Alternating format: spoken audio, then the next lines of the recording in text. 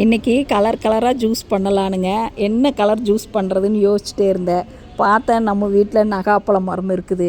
சரி போய் 5-6 நகாப்பழத்தை எடுத்துகிட்டு வந்து ஏதாவது ஜூஸ் பண்ணலாம் அப்படின்ட்டு போய் பார்த்தா நகாப்பழம் ஒன்றுமே இல்லைங்க. நல்லா வவ்வால் சாப்பிட்டு கீழே போட்டு கிடக்குது. ஒரு பழம் உருப்படி இல்லை.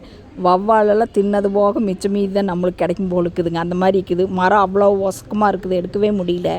ஏதோ ஒரு 2 கொத்து கிடச்சிதுங்க. எடுத்துகிட்டு வந்து கழுவி நல்ல பழமெல்லாம் எடுத்துட்டேங்க. அப்புறம் நல்லா கசகசனான பழமெல்லாம் எடுத்து போட்டுட்டு விதையெல்லாம் எடுத்துட்டு நல்லா கொட்டை இல்லாமல் இப்படி நல்லா சதை மட்டும் எடுத்து வச்சுட்டுங்க. காய் பாருங்கள் எவ்வளோ காய் இருக்குதுன்னு. இந்த காயெல்லாம் என்ன பண்ணுறதுன்னு தெரியல.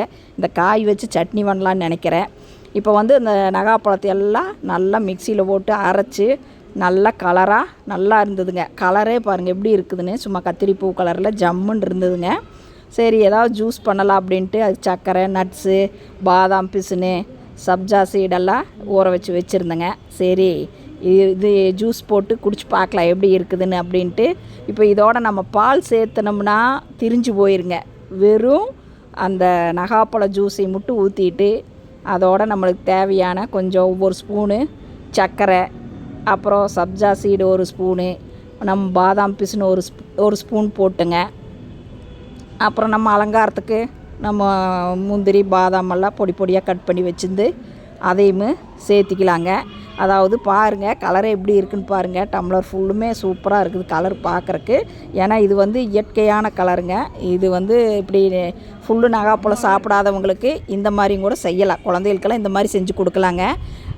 நம்மக்கிட்ட இருக்கிறது அது இதுன்னு போட்டோம்னா இன்னும் உடம்பு கூலிங்கு தாங்க. இந்த பாதாம் பிசுனு, சப்ஜா சீடு இந்த மாதிரியெல்லாம் போட்டோம்னா கூலிங்கு. ஆனால் தயவுசெய்து இதில் பால் மட்டும் சேர்த்திடாதீங்க. பால் ஊற்றுனீங்கன்னா திரிஞ்சு போயிருங்க. மேலே நட்ஸ் எல்லாம் போட்டு மேலே நல்லா குழு குழுன்னு இருக்குட்டுன்னு 2 ஐஸ் கட்டியும் போட்டு குடித்தோம்னா ஜில்லுன்னு சூப்பராக இருக்குங்க. நம்ம பார்க்குறக்கே எப்படி இருக்குதுன்னு பாருங்கள். கலராக சூப்பராக இருக்குது. கிளாஸில் பார்த்தோம்னா நம்ம எந்த ஒரு கலரும் சேர்க்காமல் இயற்கையான கலரில் சூப்பரான ஜூஸ் ரெடிங்க. இப்போ பாருங்கள் அதுக்கு ஒரு அலங்காரத்துக்கு நகாப்பழத்தை அறுத்தது சும்மா டம்ளரில் அப்படியே குத்தி விட்டேங்க. அருமையாக நின்றுச்சு. நம்ம இன்றைக்கி நகாப்பழ ஜூஸு சிம்பிளாக டேஸ்ட்டாக சூப்பராக ரெடி பண்ணியாச்சுங்க. இதோடையா நிற்குங்க. அடுத்தது இது கூட இன்னும் ஏதாவது பண்ணலாம் அப்படின்ட்டு இன்னொரு டம்ளரில் நல்ல வாழைப்பழத்தை பொடி பொடியாக கட் பண்ணி வச்சுருந்து, எந்த வாழைப்பழம் இருந்தாலும் சரிங்க, நல்ல பொடி பொடியாக அரிஞ்சு அதில் போட்டுட்டுங்க. ஒரு 4 ஸ்பூன் போட்டு அதோடு நம்ம அதே மாதிரி சப்ஜா சீடு ஒரு ஸ்பூனுமே பாதாம் பிசுனுமே 1 ஸ்பூன் சேர்த்திட்டுங்க. நம்மளுக்கு தேவையான அளவு சர்க்கரையும் சேர்த்தி அதில் நல்லா கலந்துட்டோம்னா பார்க்குறக்கே பாருங்கள் ஒயிட் கலரில் கீழே சூப்பராக இருக்குது கிளாஸில். அதுக்கு மேலே மாம்பழம் வீட்டில் இருந்ததுங்க. மாம்பழத்தை எடுத்து நல்லா அறுத்து நல்லா சதை மட்டும் எடுத்து மிக்சியில் போட்டு நல்லா அரைச்சி நல்லா கொலன்னு நல்லா அதோட பல்ப்பு மட்டும் எடுத்துட்டுங்க.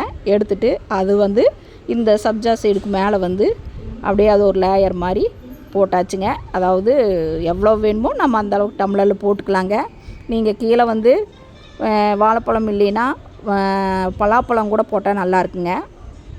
அதாவது இப்போ சீசன் மாப்பழம் வாழைன்னு சொல்கிறோங்கல்ல, அதனால் இப்போ கீழே நான் வாழைப்பழம் போட்டு அதுக்கு எடுத்து மாம்பழம் போட்டுங்க. மேலே கொஞ்சம் பால் நல்லா திக்கான பால் ஊற்றிட்டு அதுக்கு மேலே நட்ஸ் எல்லாம் போட்டுங்க. அது ஒரு அலங்காரம் ஆயிடுச்சுங்க. பார்க்குறக்கே எவ்வளோ கலர்ஃபுல்லாக இருக்குது பாருங்கள். கீழே ஒயிட்டு, சென்டரில் எல்லோ, அதுக்கு மேலே ஒயிட்டு, மேலே நட்ஸ் எல்லாம் போட்டு நம்ம வேணுங்கிற நட்ஸ் எல்லாமே போட்டு சூப்பராக இருந்ததுங்க. இதுக்கு நம்ம வேறு எதுவுமே சேர்க்க வேண்டாம். இதே மிக்ஸ் பண்ணி சாப்பிட்டோம்னா அவ்வளோ நல்லாயிருக்கு. குழந்தைகளுக்கெல்லாம் இந்த மாதிரி செஞ்சு கொடுங்க.